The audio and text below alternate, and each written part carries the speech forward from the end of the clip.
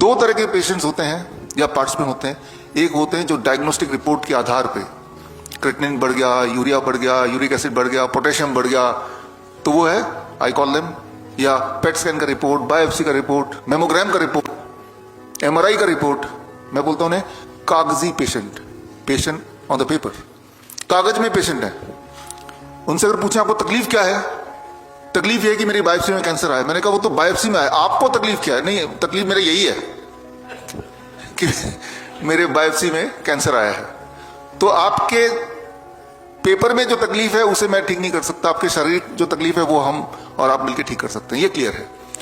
एक बात हमें समझना होगा, शाम को इसके लिए अलग से हम बात करेंगे, शाम को इसके डिटेल में बात करेंगे, बहुत गहराई में जाके बात करेंगे। ये समझना होगा आप और आपके मेडिकल रिपोर्ट्स दोनों सेम नहीं है, दो दो अलग बातें हैं।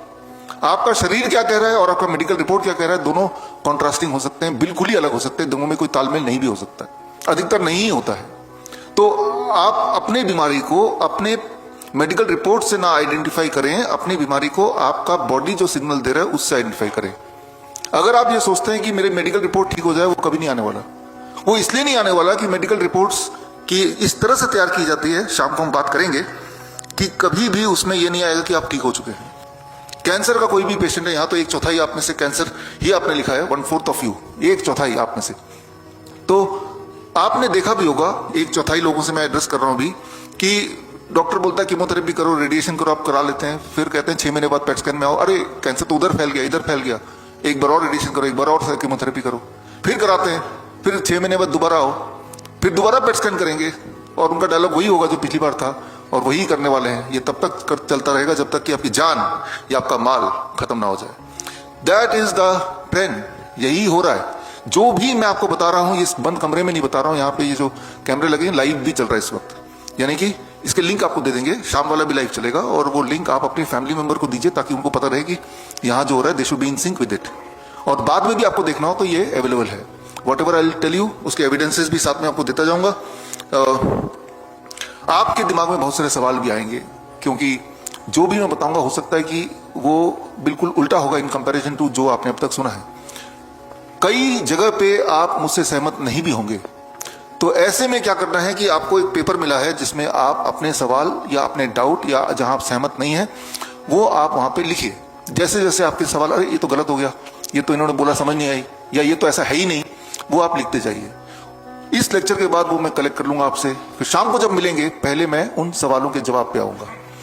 अगर फिर भी आप कन्विंस नहीं होते तो दोबारा पूछिए, जितना ज्यादा पूछेंगे उतनी क्लैरिटी होगी आपको, राइट। तो लेकिन पूछने का तरीका बड़ा सिंपल है कि आपको सवाल लिखना है, वो सवाल मेरे पास आएगा, मैं उससे तैयारी करके फिर आऊंगा शाम को। हो सकता है कुछ मुझे रेफरेंसेस दिखाने पड़े तो वो स्लाइड लेके आऊंगा, राइट। आप मानिए तब जब आप खुद कन्विंस हो जाए। तो ये समझिए कि you are not your reports. आपको ठीक करना आसान है, आपके रिपोर्ट को ठीक करना नामुमकिन है, हो ही नहीं सकता। मेरा अगर कोई अभी पेट स्कैन करेगा तो मुझे भी 3rd स्टेज कैंसर बता देगा, फॉर दैट मैटर किसी को भी बता देगा। कैसे बताएंगे, इसके पीछे का खेल है क्या है, वो भी हम समझेंगे, शाम को समझेंगे, राइट। लेकिन याद रखिए कि जो तकलीफें होती हैं बॉडी उसका साइन दे देता है, जब तक साइन नहीं देता तब तक आप हेल्दी हैं, जब साइन देता है तो उस साइन पे हमें काम करना है, उस सिम्टम पे काम करना है। जरा सोच के देखिए, मान लो किसी के आंसू के 2 बूंद मैं आपको दे दूं कि टेस्ट करके बताइए कि ये आंसू के 2 बूंद जिसके भी हैं वो खुशी के आंसू हैं कि गम के आंसू हैं। दुनिया का कौन सा टेस्ट है जो बता देगा कि खुशी का आंसू की गम के आंसू है? अगर ये आइडेंटिफाई करना तो कौन कर सकता है? ये वही कर सकता है जिसके खुद के आंसू, वही बता सकता है ये खुशी के थे कि गम के थे। तो आप गौर से सोचेंगे तो आपके बॉडी के अंदर जो चल रहा है वो आपका बॉडी आपको बता रहा है, हर पल बता रहा है। तो अगर हम डायग्नोस्टिक को आधार बनाएंगे तो यहीं से शुरू होता है खेल बीमारी की का या फिर उनकी दवाइयों का। आप देख ही रहे हैं, मैं यहाँ पे देख रहा हूँ आपकी हिस्ट्री, आप में से अधिकतर लोग ऐसे हैं जिन्होंने कम से कम 10 साल से दवाइयां ले रहे हैं, 10 years। कोई लोग तो ऐसे भी हैं जो 20 साल से ले रहे हैं आप में से। तो अगर दवाइयों से ठीक हो जाना होता तो 10 साल तो काफी होते हैं दवाइयों से ठीक करने के लिए, राइट। दुनिया में कोई एक ये सवाल मैं अक्सर पूछता हूं जब मैं मेडिकल कॉन्फ्रेंस में होता हूं देश विदेश में, दुनिया में कोई भी एक ऐसी दवाई का नाम बताइए जिससे कोई भी एक बीमारी थोड़ी बहुत ठीक हो जाती हो। पूरी को छोड़ ही दीजिए, कोई भी एक दवाई जिससे कोई भी एक बीमारी थोड़ी सी ठीक हो जाती हो। ऐसा कोई अगर दवाई का नाम आपको पता है तो उस पेपर में लिख दीजिए जो आपको क्वेश्चन पे। ऐसा कोई दवाई है ही नहीं, ऐसा कोई सबूत है ही नहीं। क्या डायबिटीज की दवाई से डायबिटीज ठीक हो जाती है? अच्छा ठीक होना छोड़ो, क्या डायबिटीज की दवाई से डायबिटीज कंट्रोल हो जाती है? उस वक्त ब्लड में शुगर कम दिखाता है एट द कॉस्ट कि कुछ दिन बाद आपको उसकी डोज बढ़ानी पड़ती है। राइट? क्या बीपी की दवाई से बीपी ठीक हो जाती है या कंट्रोल हो जाती है?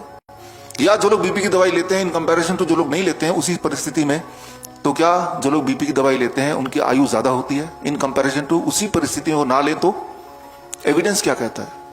वो इंपॉर्टेंट एविडेंस तो ये कहता है कि जो लोग दवाई लेते हैं उनकी मौत जल्दी होती है।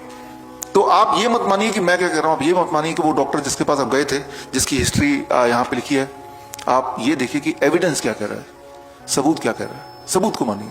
हम सबूत पे बात करेंगे। तो आज से यानी कि कल जो आप आए थे, कल से ही वैसे तो आप सबको 3 दवाइयां हम देंगे, 3 मेडिसिन। जब मैं बोल रहा हूं मेडिसिन तो दिमाग में आता है कोई टैबलेट होगा, कोई कैप्सूल होगा, कोई टॉनिक होगा, कोई इंजेक्शन होगा। मेडिसिन का जो मतलब है डिक्शनरी में वो ये है, any science, it has to be science, any science which can cure और prevent a disease is called medicine. Medicine का एक तो साइंस होना चाहिए, लॉजिक होना चाहिए, वो सबूत होना चाहिए, और वो ये दवाई बीमारी को या तो प्रिवेंट करने में आपकी मदद करे या बीमारी को ठीक करने में मदद करे, तो वो उसे मेडिसिन बोलते हैं। तो ऐसे 3 दवाइयां जो आप सबको ऑलरेडी हमने देना चालू कर दिया है, ये 3 दवाइयां आपको लेनी है। और ये 3 दवाइयां क्या है उस पर हम बात करते हैं। जो मैं आपको जो यहाँ पे होगा वो सब आपको एक्सप्लेन किया जाएगा। उसी के चलते I am going to explain 3 medicine जो आपको कल से देना शुरू कर दिया हमने। और उसके रिजल्ट्स कब दिखेंगे आपको? आप तो यहाँ पे 72 आवर्स के लिए है। जो 3 दवाइयां हमने आपको देना शुरू किया आपकी इन सारी बीमारियों को ठीक करने के लिए, दवाइयों से पीछे छुड़ाने के लिए, इंसुलिन से पीछे छुड़ाने के लिए। किसी को नींद की दिक्कत है तो नींद ठीक हो जाए, किसी को पेन है घुटने में, बॉडी में, वो ठीक हो जाए, किसी को कमजोरी है वो ठीक हो जाए, किसी को सांस लेने में तकलीफ है वो ठीक हो जाए। अगर सांस लेने में तकलीफ है ठीक हो जाए तो कैसे पता चलेगा? जैसे अभी पता चल रहा है आपको कि सांस लेने में तकलीफ हो रही है, ठीक वैसे ही पता चलेगा।